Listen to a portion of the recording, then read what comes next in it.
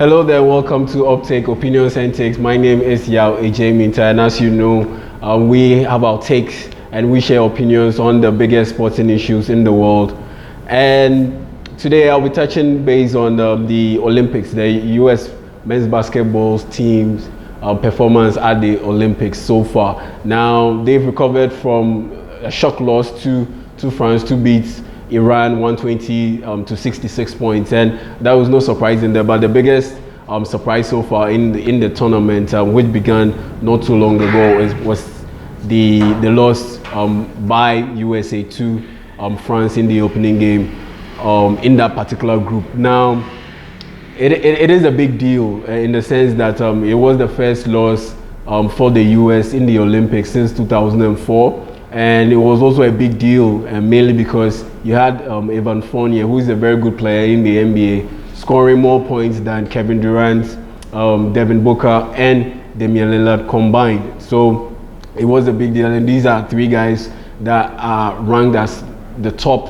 scorers or shooters in the league. Now, if you look at it carefully, we shouldn't really be surprised by this result that the US suffered, because as far back as 2019, Kobe Bryant made a statement in the aftermath of the US losing to France in the 2019 Basketball World Cup. And this is what he said, and I quote, "It's not a matter of the rest of the world catching up to the US, it's that the rest of the world has been caught up for quite some time. And it's to the point now where us in the US are going to win some, we are going to lose some. And that's just how it goes." Now, this was Kobe Bryant saying this in 2019. Now, Kobe, unfortunately, before his death, became some sort of a prophet, because he gave out some statements, or he put out some statements, and most of them have turned out to be true. Because you look at Kyrie Irving, he pointed out that Kyrie Irving will win a championship, and Kyrie Irving did. He pointed out that Giannis Antetokounmpo has all the requisite skill and physique and athleticism to be able to win the NBA Most Valuable Player of the Year award. He did that, and after winning the MVP award, he predicted that Giannis should go ahead and win the NBA championship. And just this past month, we've seen, or just this past few weeks, we've seen Giannis Antetokounmpo lead the Milwaukee Bucks to win the NBA title, which is Milwaukee Bucks' second ever NBA title. Now, the US has had pretty much an up and down form guide when it comes to international basketball in recent years, and it's mainly because of 2 or 3 issues that I have spotted with regard to their participation in the NBA. All of the US players compete in the NBA, and I believe the NBA is partly to be blamed for the up and down form of the US basketball team on the international circuit. And I mean the men's basketball team, because the women clearly they don't look to have any issues beating the opposing teams on the international stage. And one is foul hunting, because you look at the NBA of late, the tiki-taki fouls are just way too many. Very soft calls, always being called by the referees, and that doesn't help the players transition to the international basketball circuit. And it was evident in the game against France that you had a lot of players on the US team looking out for fouls to be called for them that they usually will be called for them when they play in the NBA. And it all comes down to experience too, because you take Draymond Green, you take Kevin Durant out of this team, the rest of the roster don't have Olympics experience. They haven't played in the Olympics before, so they aren't used to this type of physicality being played at the international level. So that's why you would have them being out of sync and not being able to show the type of game that they usually have. And case in point, Damian Lillard, case in point, Devin Booker. They got introduced to the international basketball circuit in the harshest of ways. Someone you might be tempted to argue that, but Rudy Gobert, Evan Fournier, the likes of Nicolas Batum, they also play in the NBA. So how is it that they were able to transition and handle this issue of not being psyched out of games because of their inability to draw fouls? And it's simply because they are from Europe. They did not grow up in that system where the NBA has influenced the system to the point where in high school and in college basketball, it is pretty much the same, where players go out there and try to hunt for fouls in order to gain an edge over their opposing team. So though they play in the NBA, once they get into the settings of their national teams, they just snap back into their DNA, their basketball DNA, the fundamentals that they were taught throughout their stay in Europe before moving to the United States of America. Now, and that gives them the advantage of being able to deal with the physical nature of the international basketball circuit better than the other players on the NBA, on Team USA's roster. And on top of that, there is also the lack of big men for the United States, legit big men, I should say. Because you look at the NBA, the best centers in the NBA aren't American. And the best American center even doesn't want to play the center position. That's Anthony Davis. He prefers to play the power forward position. And it's because of the NBA's emphasis on scoring, offensive basketball, and paying less attention to rim protection, dominance in the paint, it has whittled the need and the resource put into developing centers. So you look around the NBA, the best centers are non-American. Karl Anthony Towns is from Dominican Republic. Giannis Antetokounmpo is Greek. Joel Embiid is from Cameroon. Nikola Jokic, he is from Serbia. Yusuf Nurkic is from Bosnia.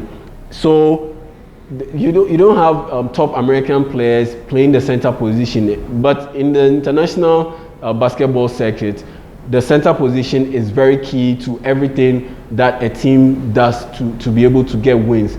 And being able to get guys who are 7-footers like Rudy Gobert definitely helped France beat a smaller team like the United States, a team that paraded the likes of 6'9" Bam Adebayo, Draymond Green to play the center and power forward position. JaVale McGee was called in as a replacement player, mainly because they lacked size, and it was a desperate move from the US to be able to rope in a guy who gives them legit size.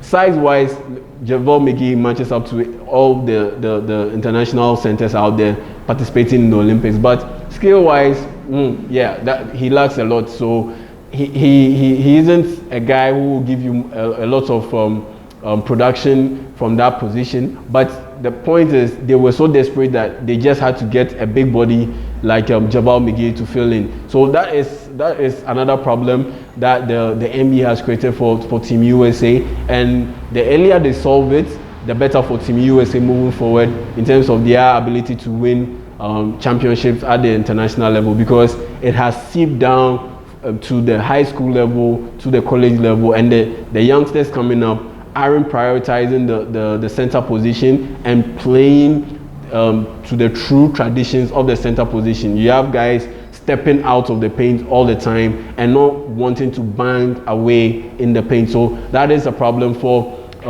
Team USA that the NBA has created, and they need to solve moving forward. And thirdly, with USA's performance against France, it was clear that they played out what is prevalent in the NBA. That's a lot of isolation basketball, shooting a lot of three-pointers. Now, if the three-pointers fall, it's good. It's sexy to watch, and it's brilliant to watch where you have basketball game, where you have high-scoring games. But the point is, if the three-pointers don't fall, what next? What else do you have to show for on the court? And in years past, you look at the Team USA rosters of old in previous Olympics, when the shots didn't fall, when the three-pointers weren't falling, they had players who could really play. They have players who could really play with defined roles. But with the current roster, you really can't pick out the defined roles for each member, because who is going to be the lead point guard? Is it Damian Lillard? Damian Lillard is more of a shooting guard than a point guard.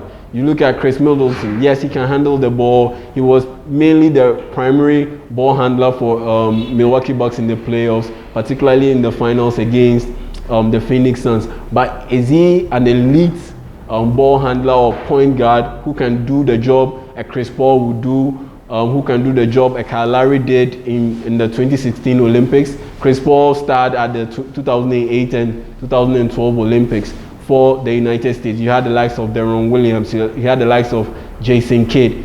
But in this team, they don't have specific role players who will be needed in a team-oriented game like basketball. That is the traditional form of basketball, playing as a team and not relying so much on one-on-one plays, isolation plays. Back in the day, the likes of Kobe, LeBron, Steph Curry, the Kevin Durant, Russell Westbrooks of the 2008, 2012 teams, and even before that, they were able to play that one-on-one type of game. But when the shots weren't falling, they were able to play sound, fundamental basketball. And unfortunately, this team lacks that, and they lack it mainly because they haven't been groomed in that way because of the NBA environment. So going forward, the NBA needs to put more emphasis on addressing these concerns in order to be to get Team USA to be more consistent in terms of dominating the opposing side as they used to before. Yes, the opposition is improving. The quality from other countries has improved over the years, but it has always been the same. The Spains of the world gave the US a run for their money, but the point is, at the end of the day, the US was able to come through and deliver in clutch time. Now it is different, and the NBA has contributed to that, and the earlier they solve it, the better for them and their prospects of dominating international basketball once again. So that's my take on the USA's loss to France. You can share your opinions right here on this page. Like this page and subscribe. Let's get talking. See you soon.